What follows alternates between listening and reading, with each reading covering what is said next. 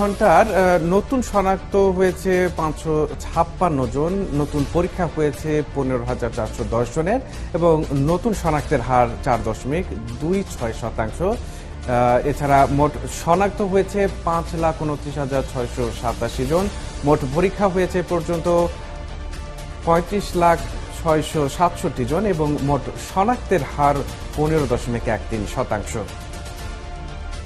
24 ঘন্টায় বয়স ভিত্তিক মৃত্যুর সংখ্যাটি 31 থেকে 40 বছর বয়সী মৃত্যুর হয়েছে একজন, 41 থেকে 50 বছর বয়সী একজনের মৃত্যু হয়েছে, 51 থেকে 60 বছর বয়সের মধ্যে একজন মৃত্যু হয়েছে এবং 61 থেকে 100 বছরের মধ্যে মৃত্যু হয়েছে 5 জনের। আর 24 ঘন্টায় বিভাগ ভিত্তিক মৃত্যু ঢাকায় 7 জন, চট্টগ্রামে 1 জন।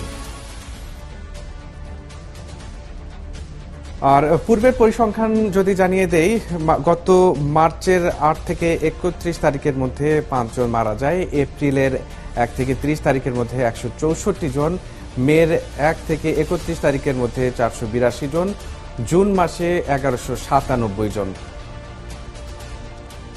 জুলাই দেখছি 1264, অগাস্টে 1217, সেপ্টেম্বরে 906 এবং অক্টোবরে 673, নভেম্বরে 721 জন, ডিসেম্বরে 915 জন এবং এই বর্তমান জানুয়ারিতে এ পর্যন্ত মারা গেছে 391 জন।